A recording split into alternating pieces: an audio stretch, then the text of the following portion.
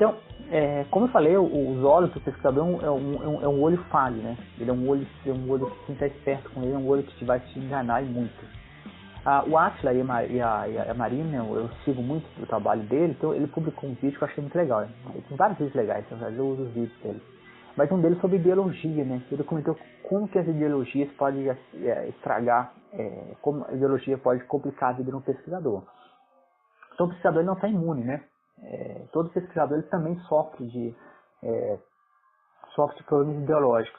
Talvez seja por isso, né? Eu deixo para vocês o artigo que eu publiquei, no qual eu falo, tem inglês, né? Eu falo como que os computadores podem tomar decisões melhores do que humanos, né? Um dos trabalhos que eu desenvolvo são modelos matemáticos para biologia e medicina. E a pergunta é, será que modelos sistemas, né? Será que o computador consegue tomar decisão melhor do que o ser humano?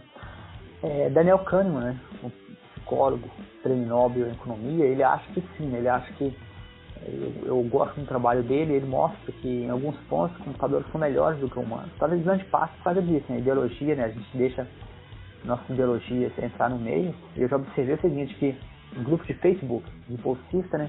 Quando você fala de um assunto mais neutro, você tem pouca reação. Quando você fala de um assunto um pouco mais delicado, por exemplo, eu fiz uma postagem de Paulo Freire, né? E a postagem deu uma polêmica enorme, a postagem de Paulo Freire, né?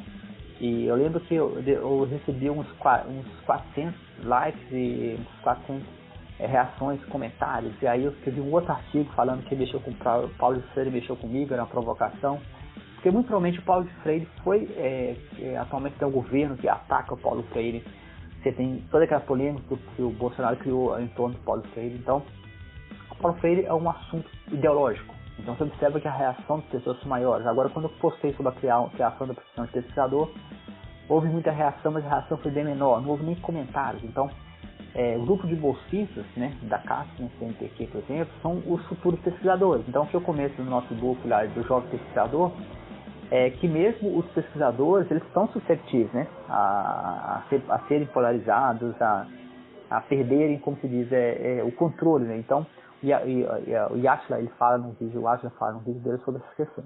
Então, ele dá um exemplo muito interessante, que eu vou deixar, se possível, vou deixar o link do vídeo dele para vocês, sobre um experimento que foi feito, né? O experimento, basicamente, você apresenta para a pessoa os mesmos dados, os mesmos experimentos, a pessoa só muda o nome. Em um experimento você fala que é uma coisa, em outro experimento você fala que são armas, né? Se não me engano, um experimento era um remédio cosmético, né? Para face, alguma coisa do tipo.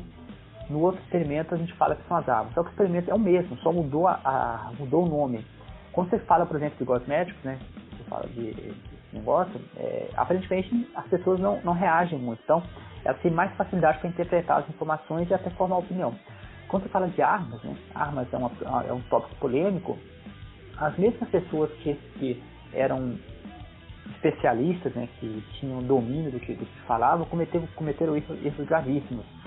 Isso não é incomum. Tem um outro estudo mostrando também, né? Eu deixo para vocês o link de algumas palestras, algumas em inglês, outras em português, que mostrou o seguinte, que isso já seria para pessoas, que quando você dá uma notícia ruim para a pessoa tem dificuldade de mudar de opinião, né? Ou seja, se eu falar para você uma coisa ruim primeiro, você vai ter aparentemente 2 vezes mais dificuldade ou até mesmo muito mais dificuldade para virar a chavinha, né? Porque se você tem uma informação, a famosa informação do copo, né?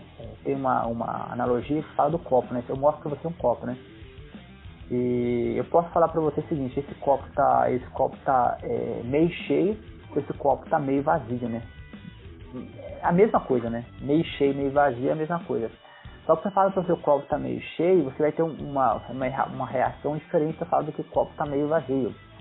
Então, basicamente, é mais ou menos isso que o Átila fala, né? Se eu falo para você que os meus dados têm a ver com arma, isso vai influenciar a sua opinião. Isso acho que é perigoso, porque você pode influenciar até artigos científicos, né? As pessoas não, às vezes estão... uma vez eu criei para uma postagem no nosso fórum sobre qual a verdadeira função do revisor científico. Eu acho que o revisor científico também tem esse perigo, né? De cair nesse negócio, né? E o grupo inteiro pode cair, por isso que eu acho que o revisor científico ele não deveria se intrometer demais no trabalho do pesquisador, de quem ele está fazendo a revisão. Então, Pessoas que interpretam as informações devido à própria ideologia, né? Isso vale também para pessoas bem informadas, pode falar, eu sou um estudioso, eu sou um especialista, então eu não caio nessa. Esse livro aqui está cheio de exemplos, né? De pessoas, por que pessoas inteligentes fazem coisas estúpidas, né? Tem vários livros sobre o assunto, esse eu gostei, que são vários capítulos, eu aconselho fortemente. Você vai ver lá que aqui não é pessoas estúpidas, de pessoas que não estudaram, é pessoa estudada mesmo, pessoas que estudaram, pessoas que têm todas as informações e fazem coisas estúpidas.